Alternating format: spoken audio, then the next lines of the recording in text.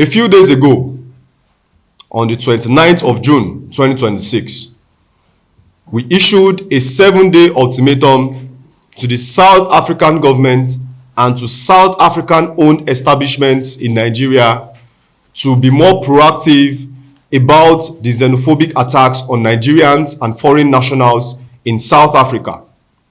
The 7-day ultimatum expired on Wednesday, yesterday, and throughout that process, we were not silent. We had written series of correspondence. We had written series of letters to the South African High Commission in Abuja. We had written letters to the Nigerians in Diaspora Commission. We had written letters to the Ministry of Foreign Affairs. We had written letters to the MTN head office, to the Stanbic IBTC Bank Holdings head office in Lagos, to some other South African-owned establishments, and we told the consultatory path. It is quite discouraging that despite we using the first C of ALUTA, which is consultation, we did not receive any feedback except from the Nigerians in Diaspora Commission that reached out to engage us, and to some security agencies that reached out of concern to know really what was our agitation. And now we are at this juncture and we have decided to come out and make our stance known tonight.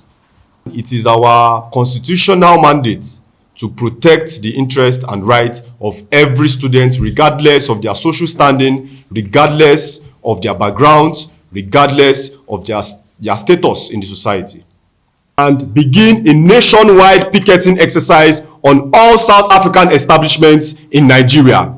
We have the likes of MTN, we have the likes of Stanbic IBTC Holdings, we have the likes of MultiChoice, we have the likes of the South African High Commission. We are going to relocate our headquarters to these places. We are going to peacefully proceed in a coordinated pattern and ensure that we take our cooking utensils, our gas cylinders, our pots, our mattresses, our chairs. In fact, Nigerian university students will be actively picketing these establishments from Friday, tomorrow, 9th July 2026. And of the greatest poker! No business thrives in an environment that is not safe and secure.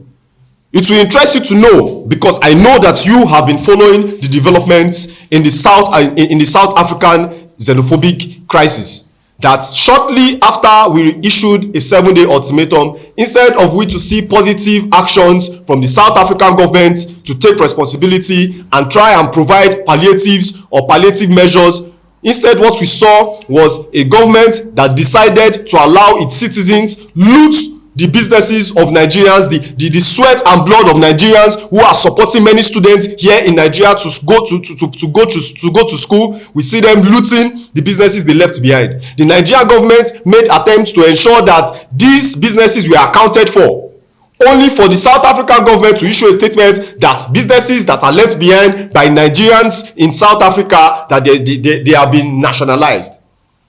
I will give special regards to the likes of our leader, Senator Adams Oshiomhole, and also Senator Asuku Ekpeyong, who have lent their voice strongly in the Harlow chambers to this ongoing issue, and we stand firmly with them with their positions and their suggestions that we begin to nationalize these aforementioned companies.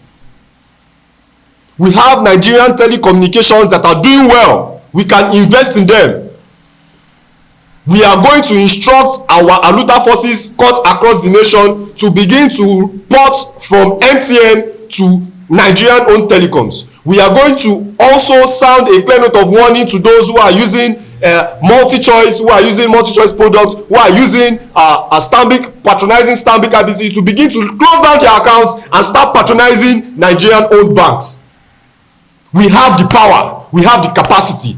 Nigeria has a population of over 240 million people, and I can tell you for free that 60% of that population are youths. We are students and we have the capacity to do it. If the government of South Africa is not ready to take responsibility, we are not going to be violent. We are not going to pay violence with violence, because two wrongs do not make a right. But we are going to go about it in a peaceful, coordinated way until our voices are heard, until the welfare of Nigerian citizens in South Africa are accounted for properly.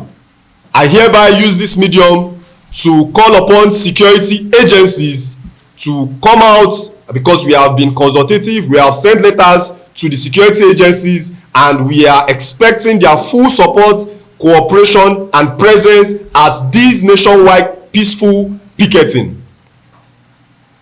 Also, as I conclude, we commend the Nigerian government for their efforts so far in addressing the xenophobic attacks in South Africa. However, we strongly believe as an association that we are not doing enough, because human lives are being lost.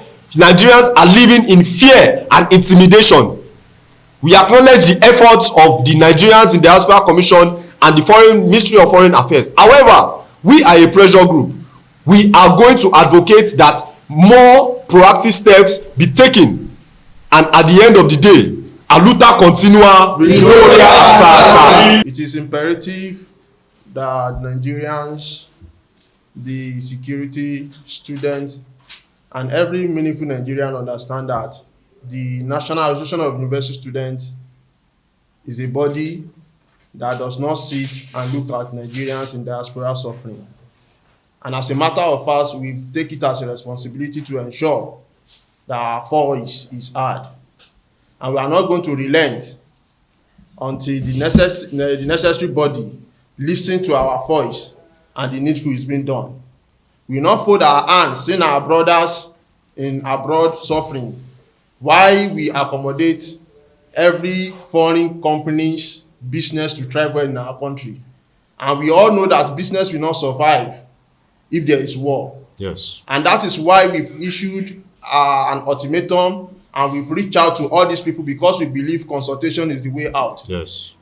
But because they failed in their own responsibility to admit consultation, they failed to do the necessity.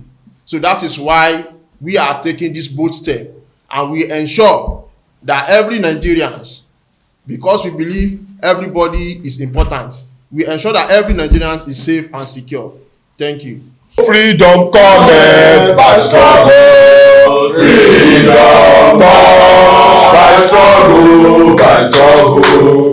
Freedom, our Lord comes by struggle. Freedom comes.